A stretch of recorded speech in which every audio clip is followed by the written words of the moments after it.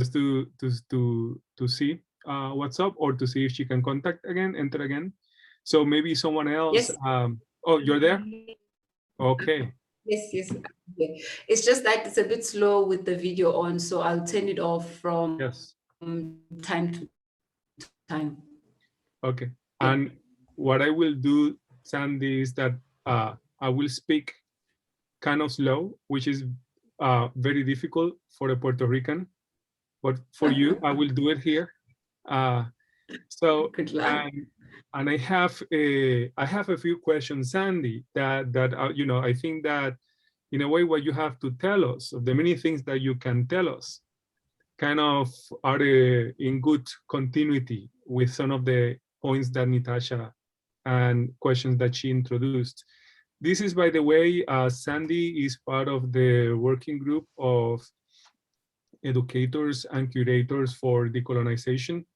And we have been thinking, and we're still growing, and everything is in relation with Strike Moma and the different working groups, being part of this conversation, creating this culture, which is both oppositional on the one side, oppositional to colonialism, the legacies of racism, the presence of systemic racism, anti-Blackness, and such on the one hand, but then also is creative and generative, and is invests in relationships and connections between different forms of knowledges and genres.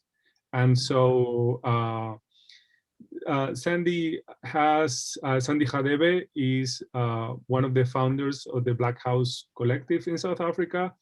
Is one of the organizations that I found, most meaningful, that I have learned a lot, and I have been privileged to work with them in organizing activities that combine, as I think the colonial activities should do, thinking, theorizing, acting, building community, strengthening intergenerational bonds between people in different places. So we have been going at this South African, Caribbean, US, African diasporic dialogue that we have been, and this is that we have been engaging in, and this is part also of this walking together right now, intersecting in this working group and around the Strike Moma campaign. And Sandy, because you are with us from South Africa, South Africa has been the environment very active with regards to opposition to anti-Blackness and coloniality for many, many, many years. But recently, youth have taken a very important role, like they have before in other moments when youth, Biko, others have been so fundamentally mobilizing the consciousness of South Africa, and also the consciousness of the African diaspora and of African consciousness too. But it strikes me that we're talking about decolonization and abolition a lot here in the US around this movement, in conversation with Black Lives Matter too. But in South Africa, since 2015, with the student movement, Rhodes Must Fall and Feast Must Fall, there was talk about fallism and decoloniality, fallism and decolonization. And I think that we have to do work of connecting, right? Because fallism can be connected to some extent with abolition, but the nomenclature that emerged in the South African context in 2015 and 2016 was fallism. And decolonization became very, very important cause, so much so that the entire nation of South Africa and the state, not only the nation, the state, everyone had to grapple with the meaning of colonization. Suddenly, intellectuals, presidents of universities, everyone asking, why are the students talking about decolonization? Why are they reading Fanon? Why are they reading Biko again? What is this? They were completely unsettled. All of these things have been going on there.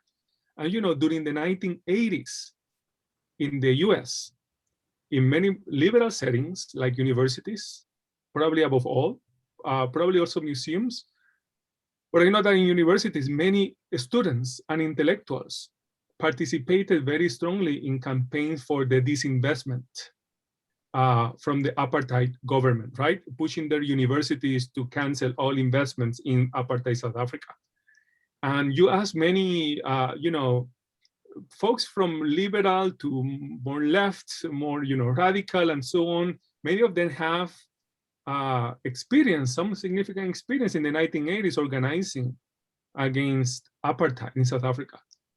But then after 1994, when Mandela comes to power, it's like that begins to, in many places, not everyone, kind of magically disappears. Not magically, magically disappears in a way as folks get invested in a new myth of the post-apartheid South African nation, and kind of enchanted with the figure, a certain reading of the figure of Mandela, if not even a cult of Nelson Mandela, right? That is elevated to a particular standpoint, and even leaders from multiple places, from the US and so on, right? So he's like they welcome in South Africa through Mandela to the world of democracy, but really it's to the world of coloniality, right? To this other form of coloniality that was in continuity with apartheid. So thinking about that, I think that in universities and museums, I think time is due for us curators and educators to reconnect with South Africa, not simply as this place that we need to to be solidary with, so as to help with undermining apartheid there, but a place from which we need to learn from, as well as to be in dialogue with. And so it is in that spirit, Sandy, that I thought that you would be fantastic in this space to help us make that connection between those knowledges, those forms of activism in the US and South Africa. And so I wanted to, you participated in a group called Blackwash before the Blackhouse Kollective was formed. And Blackwash was very frontal against the myth of a post-apartheid South Africa and against the cult of Mandela too. And I was wondering if you could tell us a little bit about the activities with Blackwash, how you confronted that myth, that cult. Blackwash was formed in 2008, 2009, we're talking, and also art and Black conscious art and Black conscious thinking was part of Blackwash. So wonder if you can tell us a little bit of that history as a kind of a ground to then have a second question about more recent activism. Okay, thank you so much, Comrade Nelson, and thank you all for giving us this opportunity to sort of shine the spotlight back into occupied Azania and try to connect into these conversations, spaces of healing that are going on outside the continent of Africa. So briefly, Prof, I think the question that you pose is important for a number of reasons. One, it forces one to think about, firstly, the nature of that solidarity, which came from the, international community, whether or not it was engineered by the people genuinely, or if it was fed from things that were happening on the surface, right, in Azania at the time. Just to invite everyone in very quickly. So the struggle in Azania had hit a point of a lull until around about 1960, when the Pan-Africanist Congress of Azania emerges, right? And where the Sharpeville moment happened, or rather the Sharpeville massacre happened. I think that's what puts South Africa's suffering and pain into the global map. I mean, Frantz Fanon himself writes about that moment, about how, it was a turning point from a tradition that was led by Mandela's organization, the African National Congress, sometimes we say the African National Thieves. But anyway, so the tradition that Mandela led and the ANC before 1960 was such that it was already clear that they were more accommodationist and were looking for not for genuine Black liberation, but to be assimilated, into the white project and then find a place for themselves there. And this is what frustrated young leaders like Robert Mangaliso Sobukwe, who would become Mandela's rival in a way, because the discourse that came from this young Pan-Africanist leader was far more different. And as a result, South Africa, at least in terms of how we imagine liberation, has always been divided between those two lines. So there's always been this Mandela assimilationist, more palatable approach, and which gave birth to South Africa as we know it today. And this Robert Mangaliso Sobukwe's Azanianist, Black-centric, almost unapologetic approach about the project of Black liberation. At the center of those two figures is the land question, right?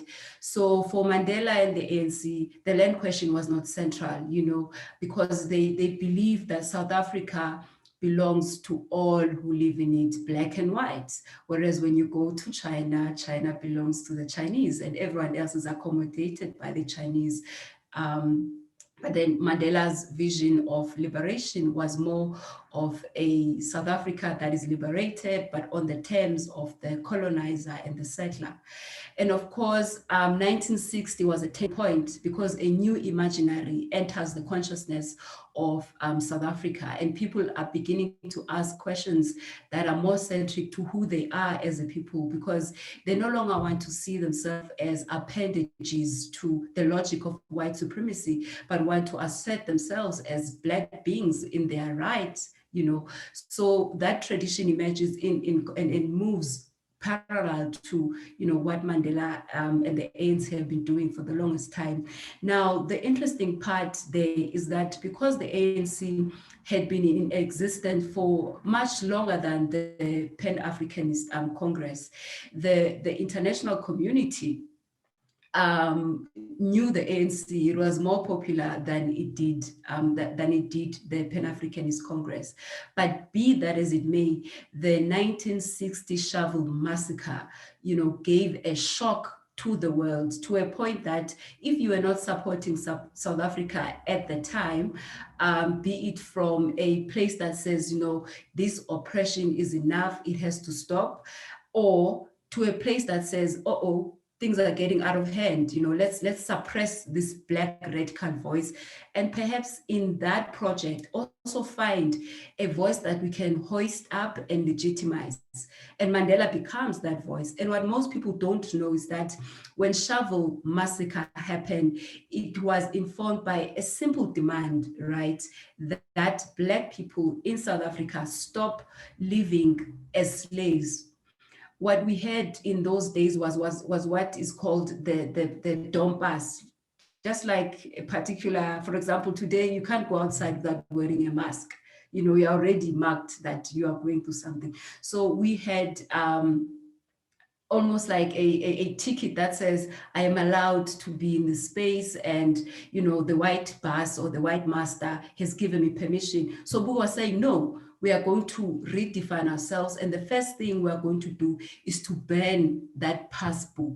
And we are going to go to the police stations and we are going to present ourselves and demand that they must arrest us. If you think about that for a second, you can see that already, this movement is working at the psychological level of Black people, and is trying to redefine, Black subjectivity in ways that are consistent with regaining the land question, or resolving the dispossession question, because without land, essentially you do become a slave, And so that is what set, the colonizers to a festival of just shooting and killing people. And what is most disturbing about that particular incident is that people were shot at the back, retreating, from the police. Of course, we are not strange to how white humanity even normalizes itself through violence, right?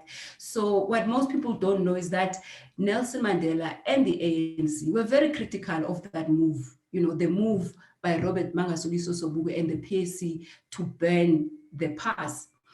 Nelson Mandela only burns the pass to attract the media. He even has pictures where he's seated right there and he has a flame. And when you think about it now, you understand, you can see that no one had time to literally pose, take pictures in a moment of struggle.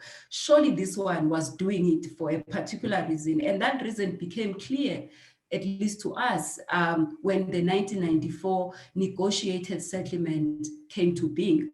Now, what happened in 1994 was the triumph of Mandela's liberal stance of liberation, and the suffocation of what we call today the Azanian consciousness of liberation, through the imprisonment and the erasure of Robert Mangaliso Sobukwe's memory, in the national consciousness of the country. Lots of young people don't know who Mangaliso Sobukwe is, what he did, and what the significance of his movement was. And so Blackhouse, I confuse just quickly. Sometimes when I speak about black wash, I say black house and vice versa. But if you follow the trend, you would know. Right now, I'm still speaking about black wash. So we emerge as a movement and we find ourselves within that contradiction where after 1994, Mandela's logic of liberation has emerged, right? And we are told that we are free. We are told that we are a rainbow nation of God. Yet our reality denies, all of that, because we are still trapped in the townships. Our people live side by side with suffering. Pain is normalized in South Africa, and the biggest thing is that you are not allowed to question, because doing so would offend Mandela and the sacrifices, that he's done for us. And Mandela is presented as a figure, that liberated us. And in that formulation itself, you are given a sense that you as a person, you have no agency. You have this Mandela who is in charge of not only your liberation, but your desire and imagination of what Black liberation could be. And so there was this, wall presented amongst, especially those of us who were young at the time and were grappling with these difficulties.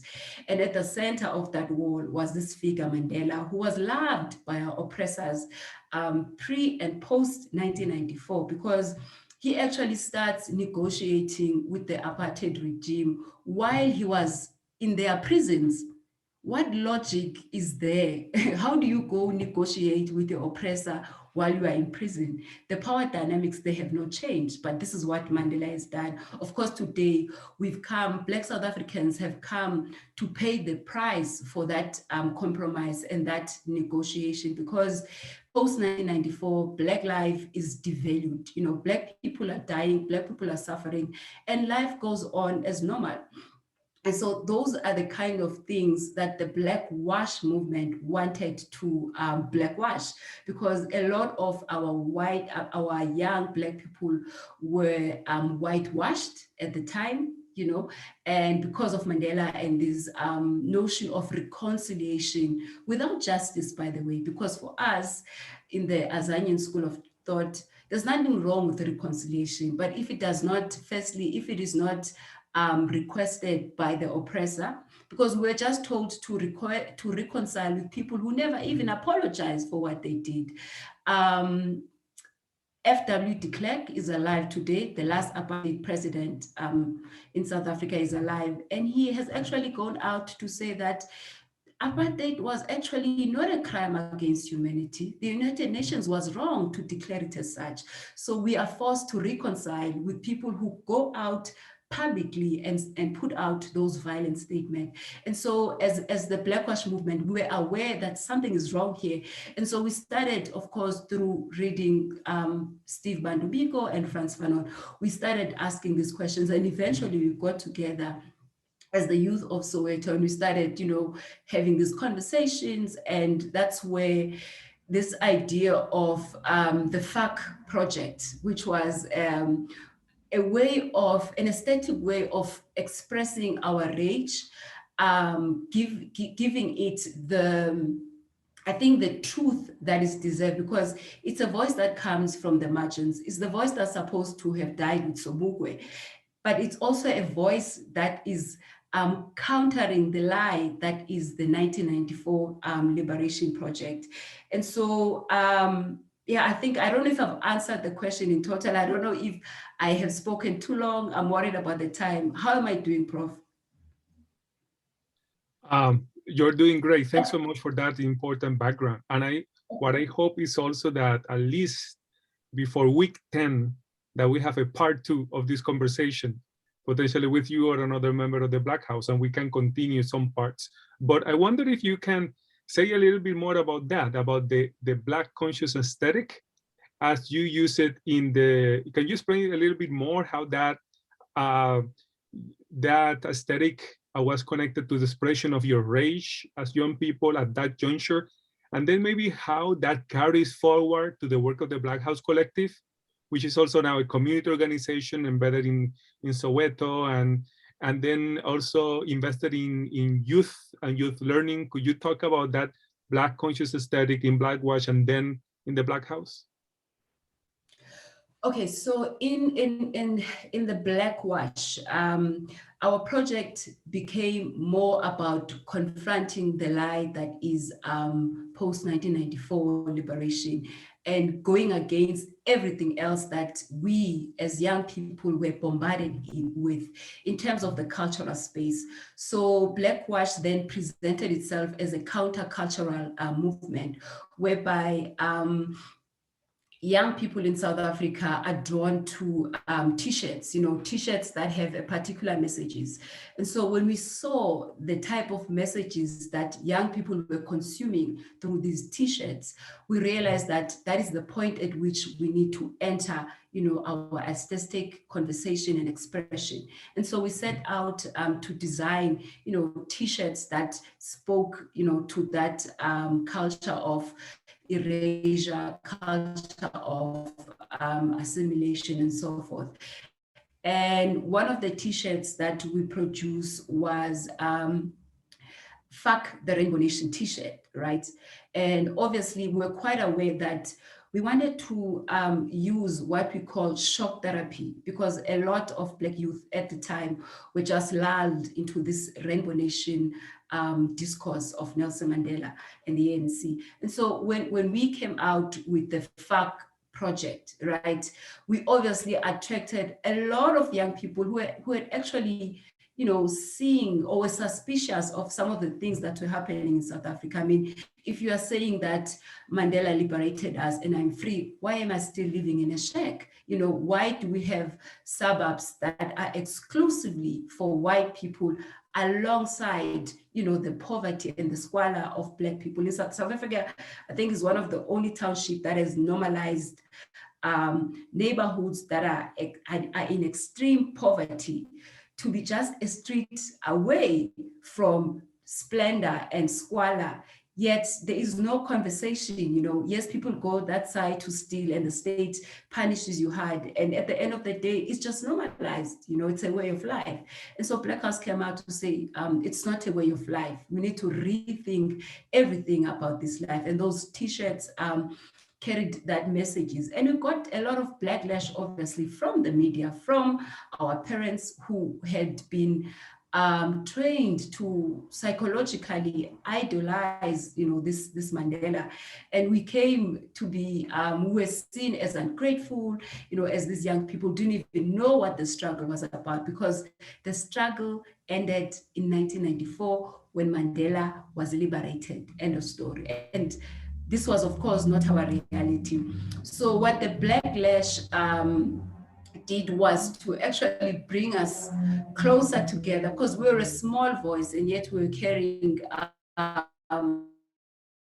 such a powerful message, and we're taking on the state, right? At a time where the state was trying to push a very aggressive program, against Black people, a program that says your pain does not matter. In fact, you need to forget about your pain, because Mandela is the pill that you are given, and you need to believe that you're okay.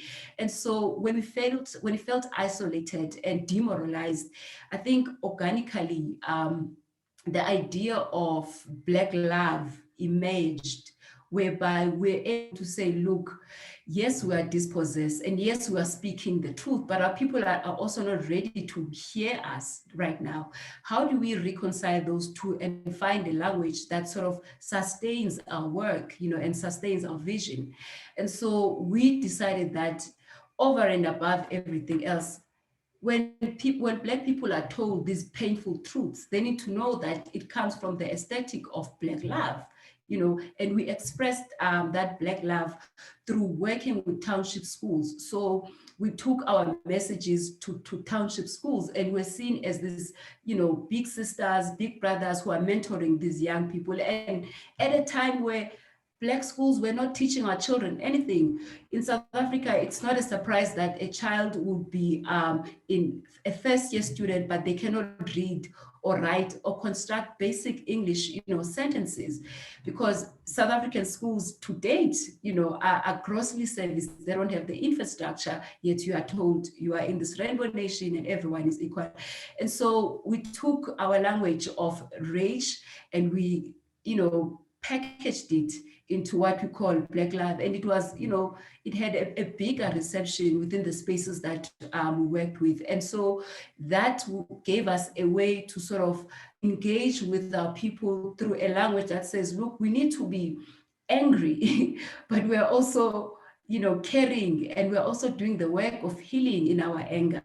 And so those are some of the ways that we have used. And I think we've continued with the program of working with young people, because when you work with young people, I think this came also from the conversation that you had earlier, Natasha, when you're working with young people, or when young people are occupying the discourse, you begin to see a serious battle of, temporalities, and you begin to see a new voice emerging within the old.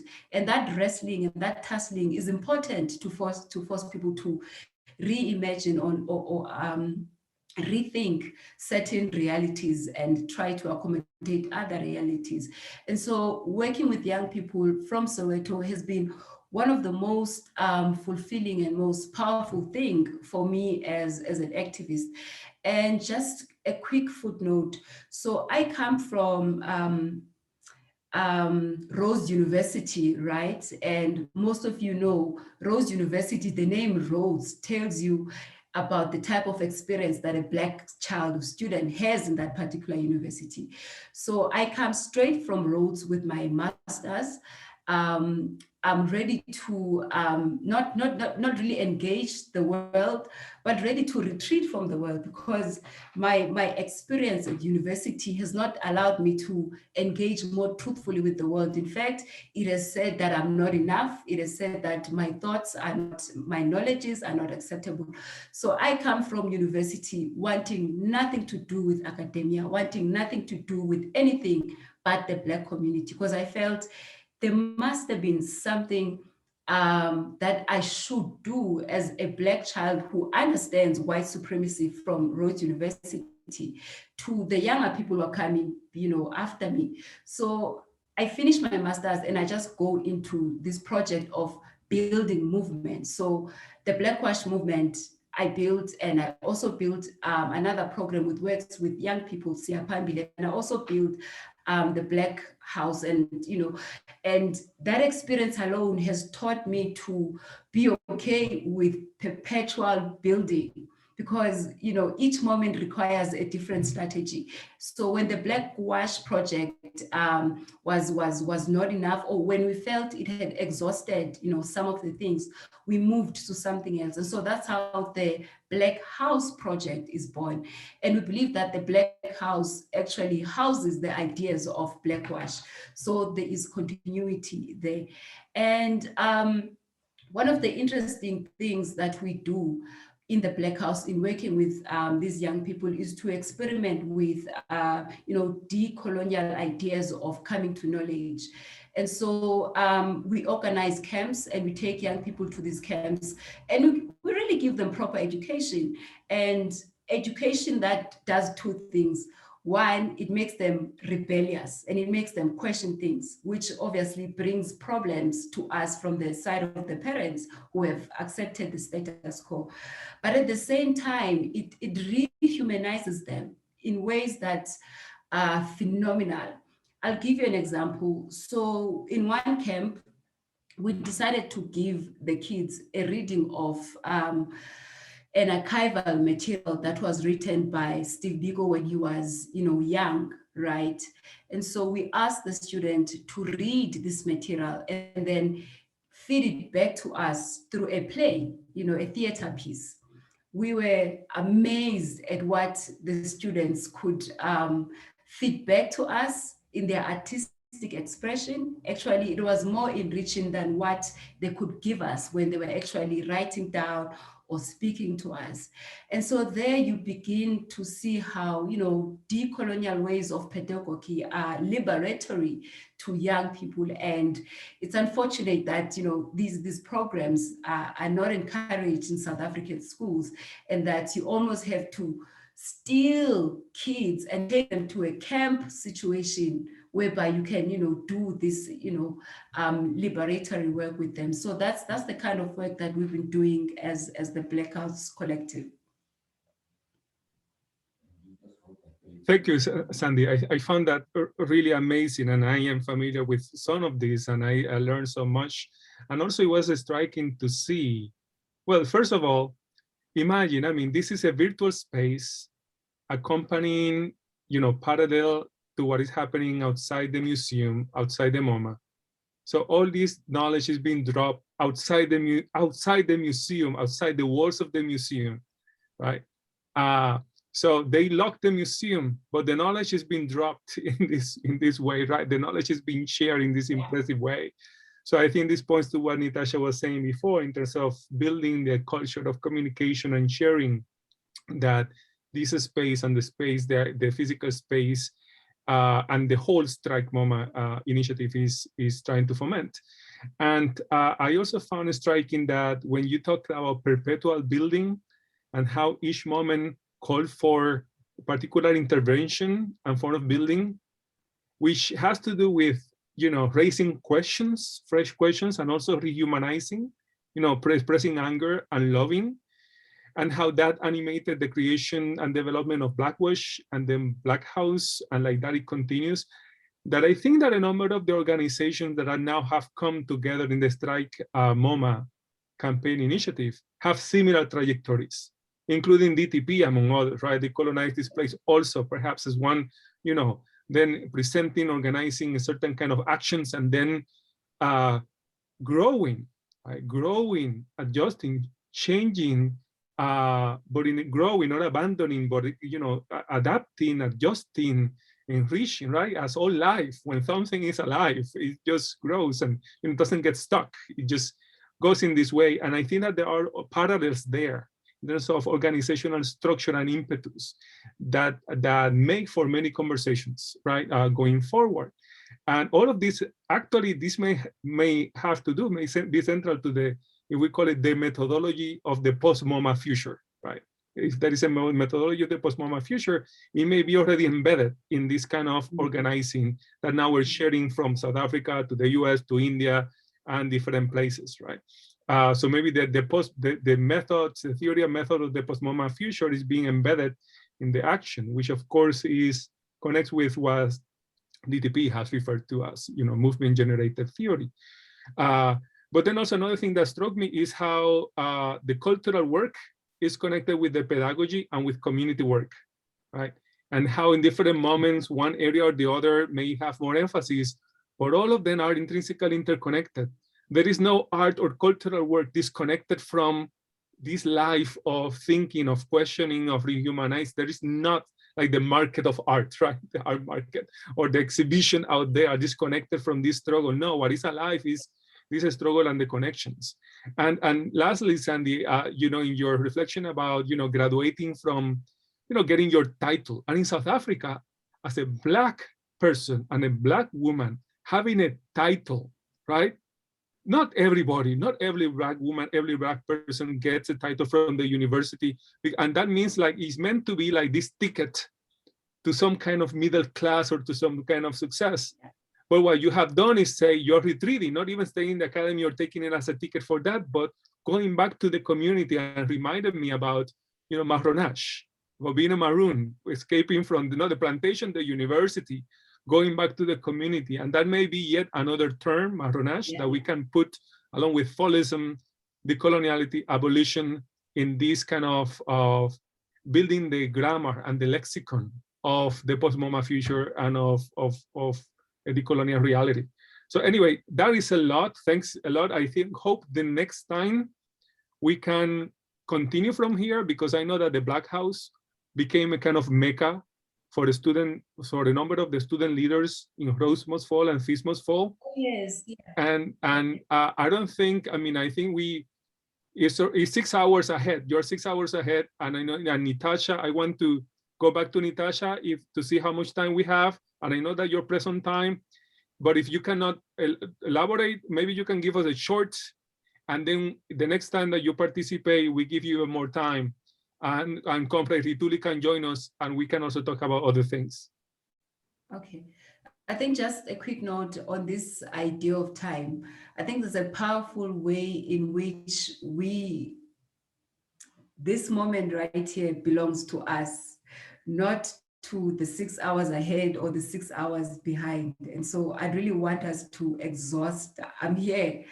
I might be in Africa, in Tanzania, but this moment belongs to us. I'm available.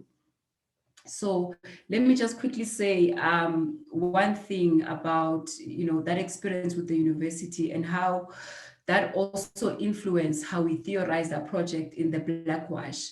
I think most of us who were sort of the leadership of Blackwash ironically came from the same university. There were 3 women there who were leaders, and all of us came from Rhodes, but we didn't know each other. But our experiences of that violence just somehow brought us together. And so it was clear from us, from that experience of being violated by Rhodes, when you're supposed to, because it's a big deal when you're a Black young woman coming from the township going to a university. There's an expectation from your community, there's an expectation from your parents, from everyone that, here after the graduation, we are going to receive someone who's going to just, excel. And yet, having that experience and coming into contact with the ideas of Black consciousness and Steve Biko, you begin to question even the idea of meritocracy. And you see it as a lie that is used to blind us at the exclusion of the majority, because it allows a few of us in, just in my own community. Apart from the young girls that I had personally mentored, I'm the only person who has a master's degree, in my own section. And that is supposed to be a big deal. And you can imagine the shock of the community when I come back and I don't go for the luxury car. I don't go for the fancy house in the suburbs, but I come back, I live in my mother's house and I started school in my mother's backyard. People are looking at me and thinking, this one is crazy. Why is she doing this? They do not know what informs my thinking until much later, when they see their own children, taking a similar path, but, questioning things and becoming more aware of the things that are happening socially.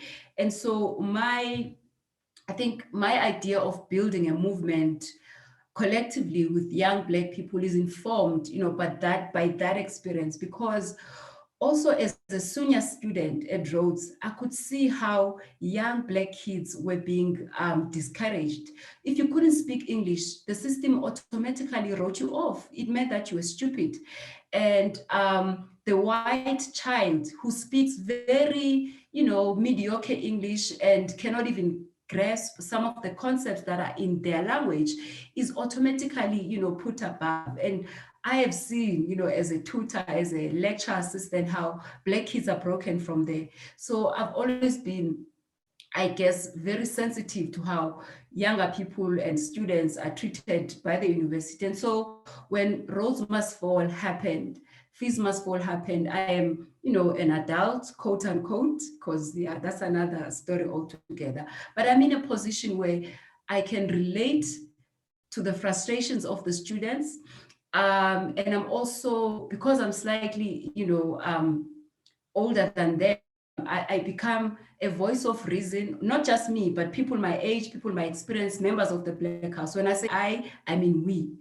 I then become a voice of reason to the parents, such that when the students are saying we need to ban UCT now because UCT is killing us, parents are saying, I sent you to university, you are being ungrateful. And the Blackhouse Collective has to come in there and say, look, these students have a valid point. We know that experience, we come from there, cut them some slack, don't be too hard. Because what people don't know is that some of the leaders of the Fees Must Fall movements were disowned by their parents. They were kicked out of their homes. And they obviously, that sort of violence does something to you as an activist. You begin to even doubt the actions because I think in your understanding, you are fighting not just for yourself, you are fighting for your people. But when your people and your parents begin to distance themselves from you, it messes you up psychologically. And so the Blackhouse Collective was positioned in a place where we could take in those students and have healthy conversations about, firstly, what they are going through and what their communities are seeing, and secondly, about helping students understand that, look, because you are not necessarily the first students to raise these questions, and you are not the first students to be responded to with violence, even though in the past the oppressor was clear. Today, the oppressor, it's a bit complicated, but you as a student need to understand that your mission need not to be limited by those problems that you're encountering. And we're able to sort of have intergenerational dialogues where we got some of the students from the 1976 protest to come in and have conversation with the Fees Must Fall. And for the first time, some of the students, and because of Mandela's whitewashing project, most of the students thought that that generation of activists, of student activists, had died off because they were defeated and there was, nothing, they needed to be forgotten. So when you brought them back and had a conversation between the Rose Must Fall students and the 1976 students, I think there was a very healthy conversation that began to happen because they shared similar experiences. They let the student understand that there's nothing wrong with your cause. We also went through that. We were rejected by our peers. We lost, we lost so many things, but we still stayed true to the cause. That was healing, for the Roads Must Fall students. And yeah, we've been also very fortunate to also bring in some of the scholars that were reproducing this knowledge, which fed the students and affirmed, that their position was a valid one.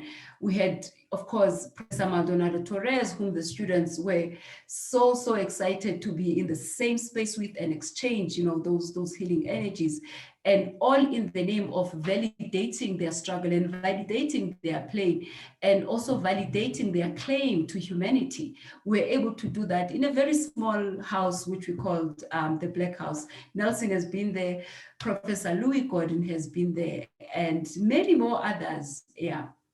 So it's for me, my experience with the university gave me access to these scholars, because I couldn't, as a Blackhouse Collective, we couldn't afford to fly Professor Nelson in and have him meet not only those people in the ivory towers, but people in the community in Soweto who were doing, the act of thinking, loving, and rethinking all of those things. We didn't have those resources, but I was also positioned at a university, and I knew that, the university would invite this speaker, and we would approach that speaker and say, look, there is a conversation happening in Soweto. Would you like to be part of it?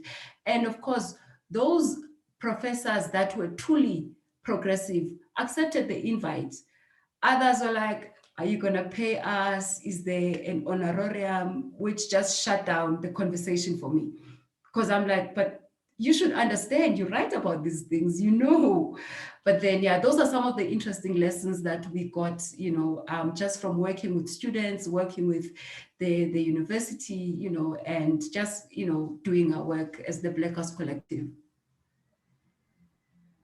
Thank you so much. I think that that's also inspiring, and to see how these struggles are taking place in different contexts, and also to learn how much of what has been happening in South Africa, how much is happening right now, and that this is becoming a space to connect even more and stronger.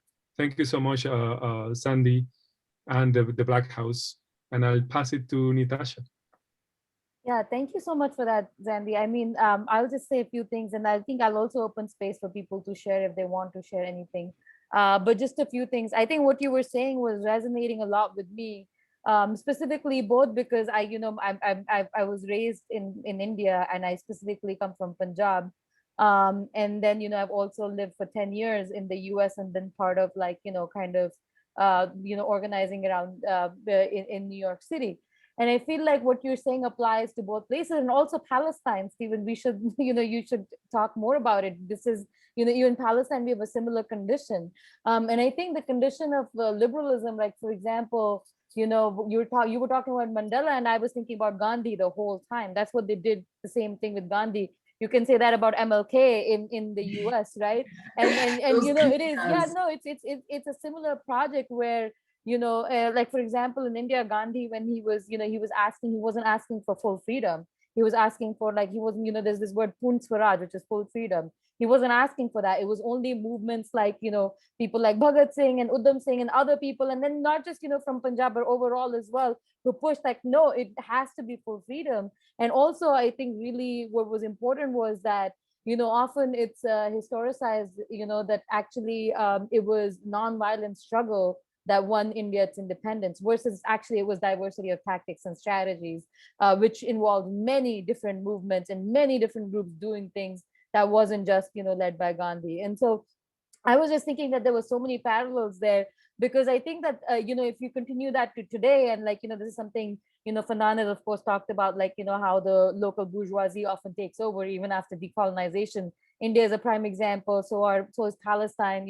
What do you see with with the Palestinian Authority? This is a condition we see everywhere, and it's no different in the U.S. This formation of equity, diversity, inclusion committees, right? They're no different than the local bourgeoisie taking over that Fanon has talked about, or the governments that have been doing in the decolonized kind of spaces. And I think it's really important to kind of highlight what you're saying, because even this idea of like going to the universities and going to the museums, in a lot of ways, there's something that I learned from one of the organizers here in Delhi. He organizes around workers who build, like automobile workers who resist and like resist every day outside of the union structure. But one of the things is the university is also a factory, right? The university is a factory to build a consciousness, knowledge production that can then give you a job into the same system, right? It's not a space of learning as what learning should be, or what pedagogy means, or what knowledge production means. And so in that ways, it's a direct connection, right? In terms of like, you produce a subject that can be able to assimilate into the system. And you see that even with museums, for example, are no different, right? And that's why and I think that's important. And then the one last thing I would add is, like, because we're also talking about modernity, and the reason why we're going after modernity also is because this was mentioned in the talk yesterday, but modernity, like the name for modernity in my community is progress and development, right? That's the way, like, we say modernity, but I say progress development, because that's what it means for us, especially people who come from villages, who come from places that don't see malls, like for example, where I am right now, like the most important thing, like the most happening thing as a cultural hangout you could do is go to the mall. And what is there in the mall? There's a theater, there's like few shops or whatever, but like the kind of psychological space of like what a value of a human life is modernity in this way. And by modernity, I just don't mean Western modernity. We all have one now. I mean, India does not need the West to be modern at this point, right? So we need, like, that also needs to be very clear, that we don't need the Western modernity. We formed our own ways of modernity as well, which is some sort of like I would say, what's the term for it? Mutant, like a mutant of what you've seen. Because in India, we have like, right now the project of nationalism is very tied to Hindutva, right? Very similar to white supremacy. And so we see that a lot. Oh my God, she dropped off, but I hope she can join in. So I mean, I think we're seeing this kind of consciousness of like nation building and who's a citizen then trickle down into these museums, and like actually like really like we talk a lot about counterinsurgency, but in that way you don't need counterinsurgency because it's already there in the consciousness of people. You don't need like these state agents to be there when people around you are invested in these institutions, and people around you are willing to actually die for these institutions in some way. And so I think like I think some of the points that Zandy brought in, but also like Nelson, what you were saying, like bringing this idea of fallism and perpetual building becomes really, really important, because then what it does is that it tells you that there isn't a policy that will change these institutions. It is going to be a process, and we have to be engaged in that process. So I thought this was really good. I think if Blackhouse can be back again, we can definitely continue this conversation. But I would also like to open it up to other people if they want to say anything. I think Zandy is back. The one last thing I also wanted to say was like, I'm also here at this time. It's 3:30 a.m. by me, but I'm like totally wired into this conversation right now. It's like so amazing.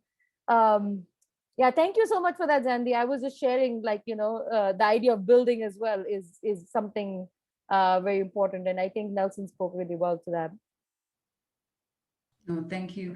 Thank you for having us. And indeed, I think you're spot on about the need to, and right now it might be a different or maybe a difficult idea to process, but the need to abolish racist institutions like the museums and the university, because like you said in your earlier conversations, universities, I mean, not university, museums rather, are used to take objects from the community and separate people from their art.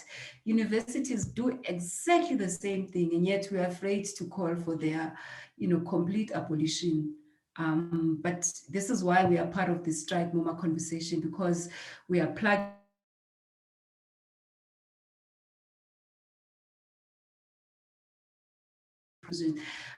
only today I realized that South Africa has about 300. You can imagine what they all look like. So Could you I'm repeat glad to be that? You got stuck a little bit. South Africa has 300 what? Museums. Oh wow. Yeah, and all of them are a replica of Moma. So you can imagine the type of work that is needed this side of the world, which is why I'm so glad to be part of this conversation. And yeah. Well, then the Moma doesn't need to be worried about abolishing because there's 300 more.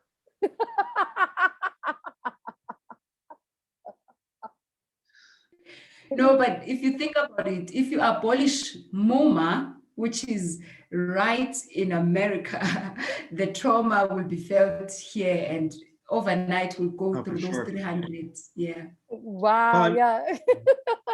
Yeah. If you touch America, everyone else moves. That's true. I mean, what you're saying, I mean, Palestine Museum is very similar, right? It's exactly just that.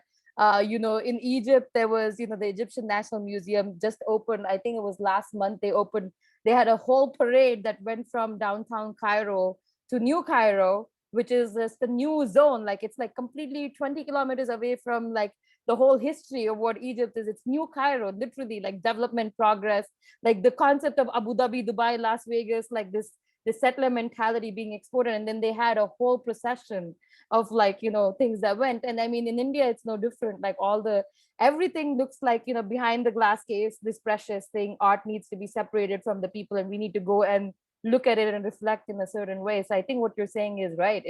If you abolish MoMA, it's going to send some sort of world tremors in the context of what even art and aesthetics mean. Anybody else? I'm going to stop talking, but if anybody else wants to join in.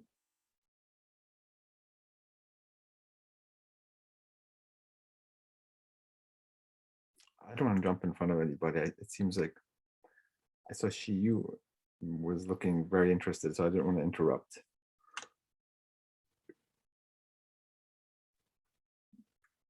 but if anyone does, I just want to, first thing I want to say, Zandy, thank you. And Nelson, but you blow it up. Every time you talk, you blow it up. You're awesome. Thank you so much. And Natasha, you lay down awesome analysis that ties so much in. And I have like so many things. I'm like, I am writing like a little maniac, but so I just want to say, you know, when you said that they'd closed the doors at Moma, and I just wrote a note to myself. So of course they closed the doors at Moma. It's a fucking prison. It's a bank. You know, it's a factory. Everything that kind of, you know, it's like, of course they're gonna lock the doors. They locked the door to the fucking bank. They locked the door to the factory. They locked the influx workers out, and they locked the doors to prisons. And there's something about like abolishing, and I love, of course, this idea, you know, Gilmore's, you know, idea of sort of abolition as a productive act, but the dismantling of MoMA as a revolutionary act, because to me, what seemed to arise is like how counter-revolutionary thought is baked into our liberation struggle sometimes, right? And so what is the unconscious epistemological image of ourselves that's waiting to give birth to displace the selves that we were fighting for, right? And what I'm thinking about in particular, and I was hoping to just again put this in Zandy's lap, is when we're talking about like the abolition of MoMA, what I was thinking about, it was striking. So I had come, the first time I went to South Africa, I had come just from Palestine immediately, literally through apartheid, from these apartheid carousels and a world of ID cards and checkpoints and being guns pointed at you and interrogated and detained and all those sorts of things. Literally, we went from that to South Africa and went through the Museum of the Apartheid, which we could not help but feel completely, I mean, you know, impacted on. But on the other hand, like, how is it that those institutions are institutions of violence that have produced the sort of Mandela ideology to displace the Black selves that you were fighting for?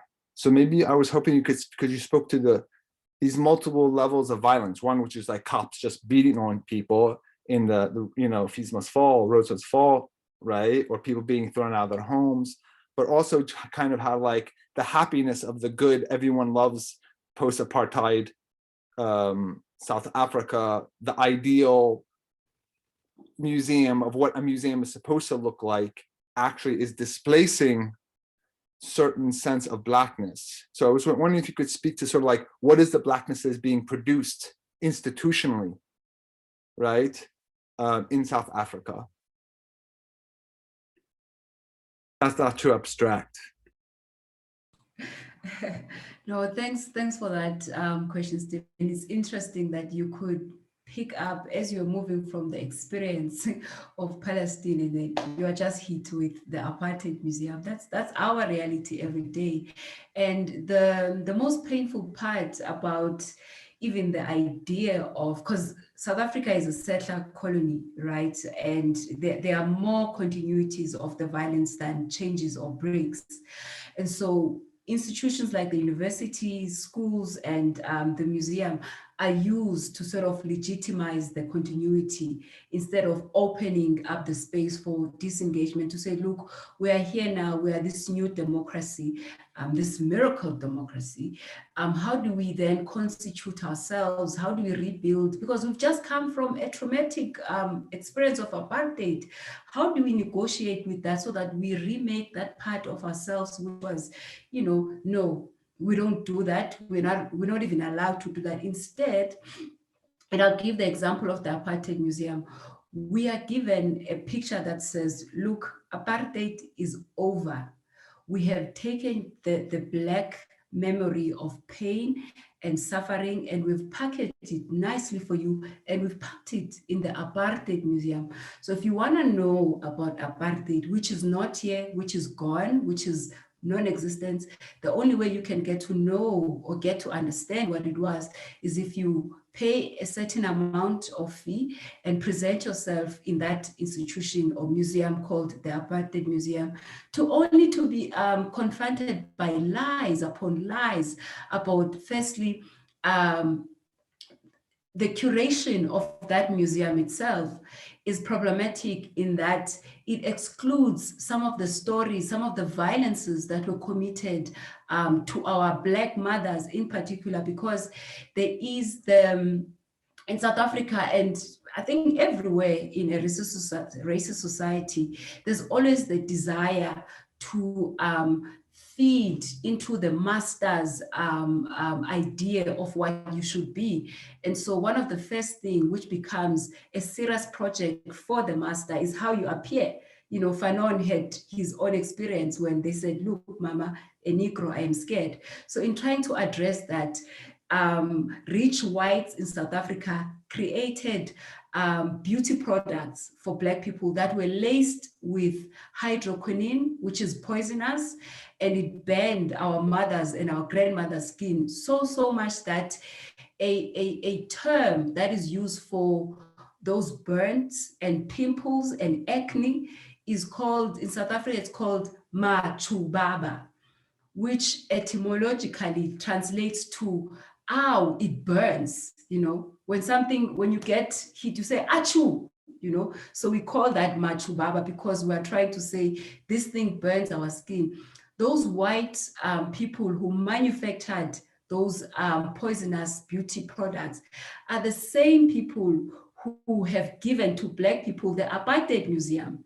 And in that museum, they decided to conveniently exclude the story of how they benefited from making poisonous beauty products. And so when you go to that museum, that story is excluded and no one knows about it. But over and above that, the painful part about that particular museum, which you know as the Apartheid Museum and which you are told to come and visit when you come to South Africa, is a stolen idea, right? And what we believe what was stolen was a potential to build a more liberatory museum, a museum that was going to engage Black people about their experience of racism, because even to this day, the reason why people are not revolting against this pain and violence is because they are not taught to understand what apartheid and racism is. And therefore, when they are, if you get stung by a bee and you have no conception of what a bee is, you're just gonna run around crazy, not knowing how to respond to your pain. And the Apartheid Museum, as conceived by Mr. Mike Steinbeck, a Black brother, had the intention of firstly educating people about racism, what it is and how it sustains itself, so that you are able to see it and identify and do what you need to do in order to end it. And so the story of the Apartheid Museum is a very painful one. And the Blackhouse Collective has been involved in trying to get people to understand that, look, what you guys see as an apartheid museum, which supposedly represents, you know, this project of taking the pain and suffering memory of Black people and packaging it some way, is a lie. You know, it moves along the same line as the idea of Mandela as this saint, Mandela as this liberator, and Mandela who is actually the Achilles heel of Black liberation. I think I'm talking too much, so let me stop right there. And actually, Sandy, just very quickly, in a way, what you have pointed out there is that there is this dialectic between the figure, the cult of Mandela, this particular conception of Mandela, that becomes instrumental to legitimizing the so-called liberal post-apartheid state. But then, and Mandela is like the saint, right? This saintly figure, a moral figure. And then on the other hand, there is the evil of apartheid, and now disconnected. So you see the goodness, good and evil, are presented in Mandela on the one hand, and the evil of apartheid, but apartheid disconnected, both of them naturalizing and legitimizing the order that is this continuity of apartheid that keeps happening. And both the myth on the one hand and the cult and the museum work in tandem, each other, right? Thanks to Mandela, apartheid is now in the museum, it's locked away, right? Absolutely. And so they work with each other. Absolutely. And you can't criticize Mandela because he suffered, he spent 27 years in prison. That's another lie, by the way. The people who study the history know he was only there for 18 years, right? And the latter part of his prison sentence, he spends in the master's house, getting privileges, because now the master has recognized Mandela. And the painful thing about that is that Mandela himself is damaged, and so he's now the president and he's free. And then he goes and builds a mansion in his hometown, Ekunu, and he models this mansion according to the prison house that he was kept. Psychologically, it's a bit psychotic for us. How are you even okay with rebuilding your own prison and calling it home? What's happening there? And so, yeah, this figure of Mandela really is used to control our anger and also to crack the whip against those blacks who are brave and who are feeling the pain to a point where the silence has to be broken. And so of course there is a conversation that says, look, the people who are saying Mandela sold out are not sensitive to the fact that Mandela was targeted, by apartheid, and that critique sort of forgets that Mandela was not alone. Mandela should have been critical of settlers wanting to embrace him at the expense of other liberatory movement leaders. He should have been critical, of that, and he should have been seen that there is a greater plan that he's been used, to orchestrate or to bring about something that would either divide the Black nation, because the Black nation is fundamentally divided. This is why we see Rose must fall, and voices were coming to say, no, Rose must fall is wrong. They must be grateful that they are in those universities, and actually just shut up. So even when Mandela physically, transitions and dies, the Mandela becomes alive in the consciousness of those people and keeps the continuities of apartheid racism going in South Africa. Even to this day, where, just quickly, in 2017, Blackhouse is invited to have a national conversation on this idea of human rights. And of course, human rights is problematic for a number of reasons. The idea that Black people are just fighting for human rights is ridiculous. You don't have to think about land, but just think about your rights. And so we have this conversation. And in this conversation, we happen to obviously quote Robert Mangaliso Sobukwe. We even quoted Professor Maldonado Torres. And that documentary never saw the light of day. It was banned.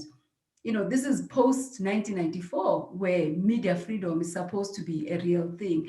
And so these continuities hit us hard, especially those of us who are activists. And I suppose this is why connecting with you, comrades, is very, very important.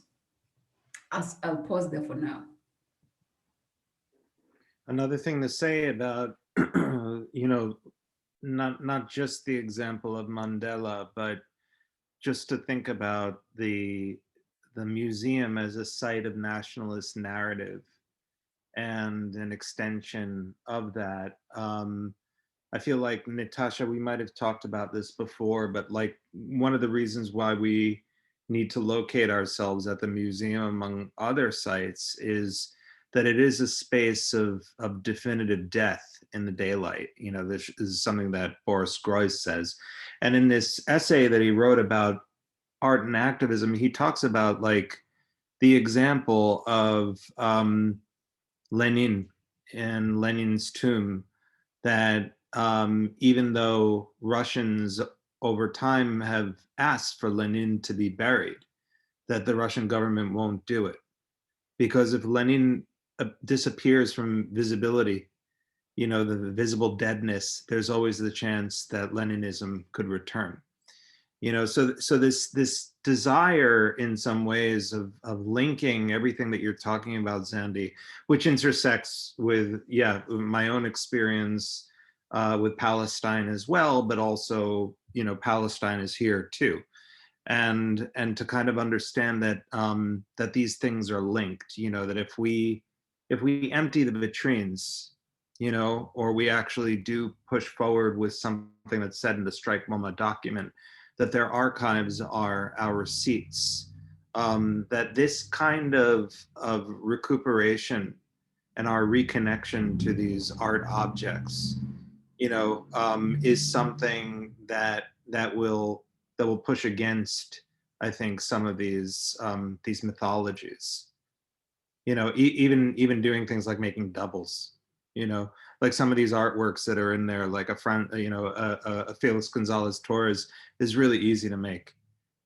So what would it mean, for us to open our own cultural spaces across the Bronx and other parts of New York, and to just replicate exactly the Felix Gonzalez Torres and fuck the edition, so those kinds of things could really, I think, connect everything that you're saying, that I found so incredibly important, and things I've never heard before, and I'm really grateful for. But I feel like, that's one of the reasons why these museums are so important, and is why why there needs to be a kind of, immediate abolition of like the Museum of Apartheid.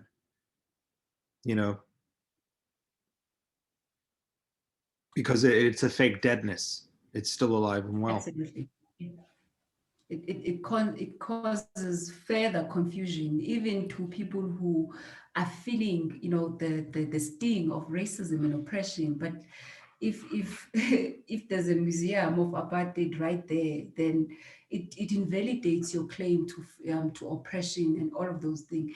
And that point you made about Lenin's physical death and the fear of his ideas, it's quite interesting that so Nelson Mandela gets ill around I think as early as October, November, but we know that they decided to shut off, the machines, the ventilators, on the 5th of December, which is the birthday of Mangaliso Sobukwe. And so you can see that even with a simple thing like death, they want to, put Mandela as the symbol of triumph over and above everything else. So such that in South Africa today, when they commemorate Mandela's death day, we are just happy remembering Robert Mangaliso Sobukwe, because, I mean, if we were to just get, swallowed up with the Mandela, the fact that he died, and also death in the African context takes a very, very unique place in that you are not supposed to speak ill about the dead. So they played into our own cultural sacred values to do a sinister project. But as an activist, you you must just cut through all those problematic, cultural lines to continue doing the work. So I felt I should share that, because it's another signifier of this continued battle between, the regressiveness of Mandela and his project, as well as the promise of the Azanian project that has been suffocated through the erasure and the systematic destruction of Robert Mangaliso Sobukwe. Shiyu, if you have a question or if a comment, I think you've been holding back, and then we can wrap up. Yeah. I was just